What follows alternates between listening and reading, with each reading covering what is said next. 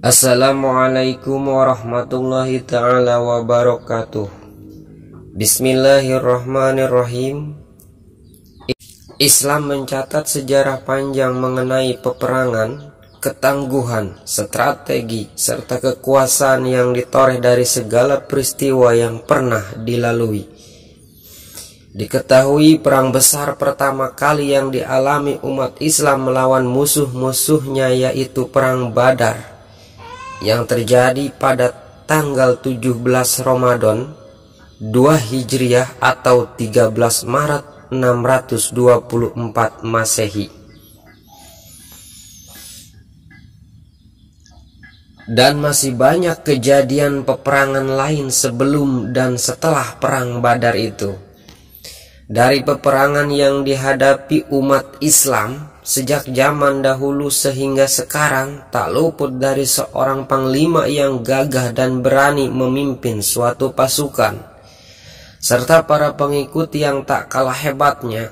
Tercatat beberapa panglima besar yang gagah dan tangguh serta pemberani yang berhasil menaklukkan medan perang sejak zaman Rasulullah Shallallahu Alaihi Wasallam. Dan yang kita bahas kali ini adalah 5 panglima perang muslim terhebat di medan perang. Yang pertama, Khalid bin Walid. Ia dijuluki sebagai pedang Allah yang terhunus. Khalid lahir pada 585 Masehi dan wafat pada usia ke-57. Sahabat Nabi Muhammad Sallallahu Alaihi Wasallam yang satu ini sangat terkenal dengan taktik perang dan ketangguhannya di dunia militer. Nama Khalid bin Walid sendiri disebut sebagai panglima yang tak terkalahkan, pertahanannya di lebih dari 100 kali pertempuran yang ia pimpin. Khalid bin Walid dahulunya merupakan panglima perang kaum kafir Quraisy yang berperan penting dalam perang Uhud melawan umat muslim. Khalid masuk Islam dan tergabung bersama Nabi Muhammad Sallallahu Alaihi Wasallam dengan melalui perjanjian Hudaybiyah.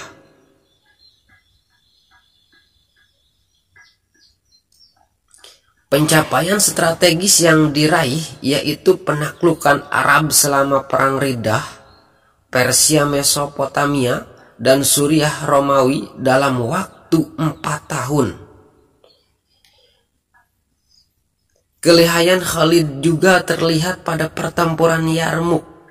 Khalid memimpin 40.000 tentara dan menerima misi tersebut dari Khalifah Abu Bakar untuk menyatukan seluruh Timur Tengah di bawah bendera Islam.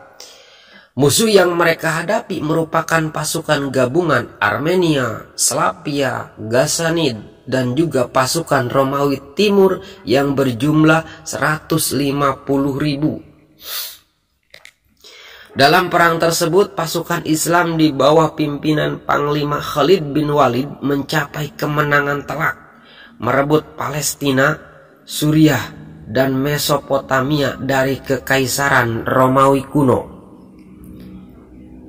atau Romawi Timur. Memang Khalid bin Walid tidak pernah terkalahkan sepanjang sejarah karirnya dalam lebih dari 100 peperangan besar maupun kecil, dan tercatat sebagai panglima terbaik sepanjang sejarah. Yang kedua, Muhammad Al-Fatih.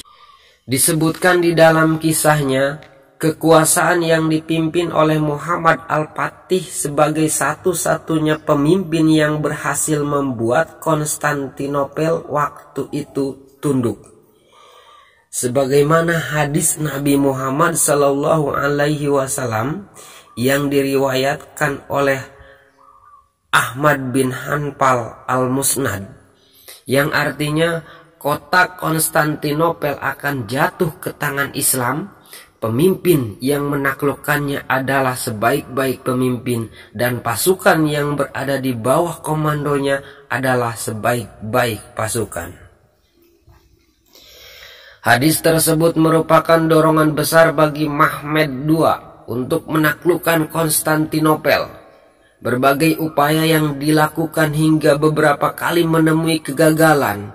Di usianya yang masih belia menginjak umur 21 tahun, Mehmed II atau disebut Muhammad Al-Fatih ini sangat berani mengambil keputusan untuk membawa bala tentara serta kapal-kapal mereka melalui perbukitan Galata untuk memasuki titik terlemah Konstantinopel, yaitu Selat Golden Horn. Ketika itu Sultan Mehmed II beserta ribuan tentaranya menarik kapal-kapal mereka melalui darat dan mendapat respon negatif akan kemustahilan dengan rencana yang dia perintahkan.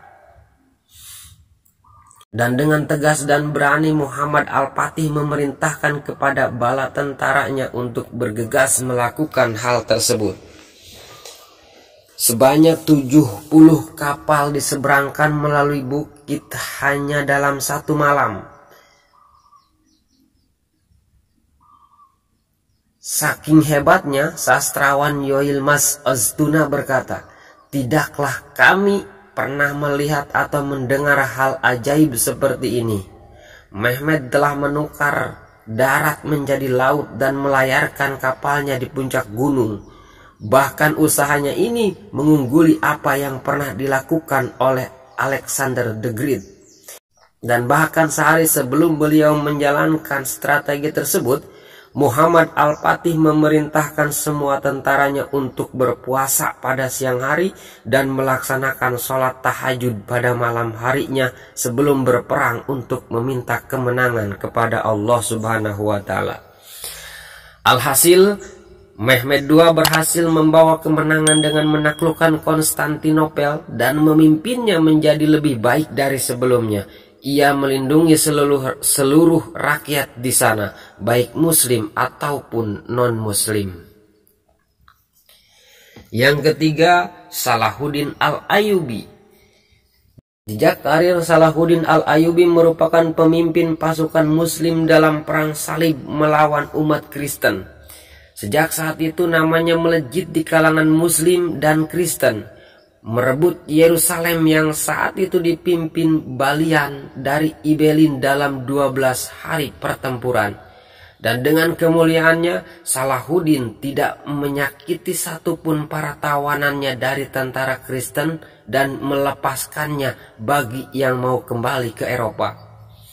Akibat kemuliaannya serta kesatriaan yang pemberani, Salahuddin dikenal dan harum namanya di kalangan muslim dan umat Kristen. Pria yang dilahirkan di kota Tikrit, Irak pada tahun 1138 Masehi dan berasal dari suku Kurdi ini sudah menguasai taktik peperangan, politik, serta strategi dari semenjak dia masih kecil. Dalam sejarah Islam, Salahuddin Al-Ayyubi juga mendirikan salah satu kerajaan bernama Dinasti Ayyubiyah.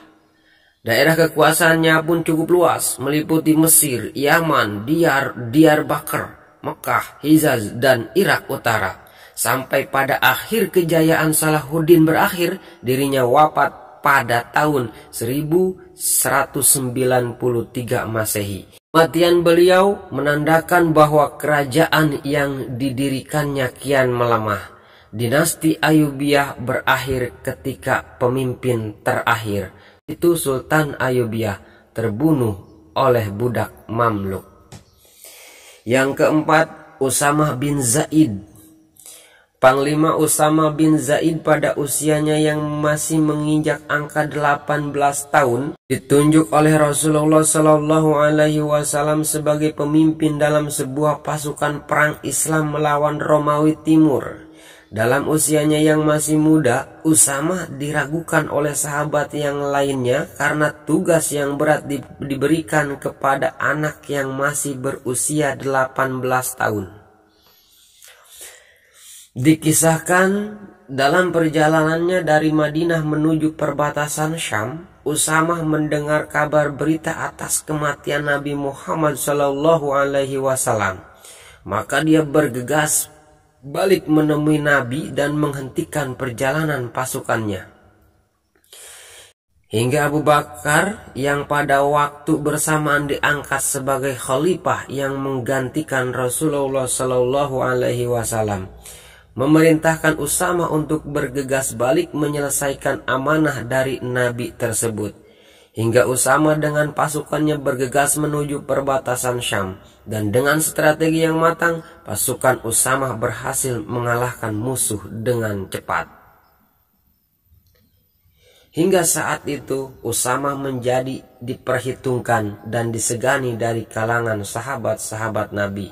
Di antara panglima perang yang kuat dan tangguh dalam sejarah Islam, nama Usama bin Zaid tercatat sebagai panglima perang terhebat, termuda, dan terakhir yang ditunjuk oleh Nabi Muhammad Sallallahu Alaihi Wasallam. Yang kelima, Khawlah binti Azur.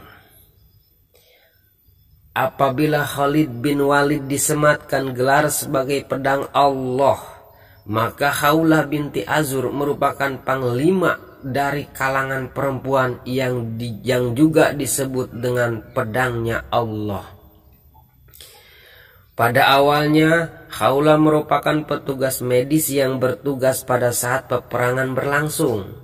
Ketika mengetahui ketika itu kakak kandungnya Dirara bin Azur yang tertangkap dan menjadi tawanan musuh, Khawlah bangkit dan menutupi seluruh tubuhnya kecuali wajah.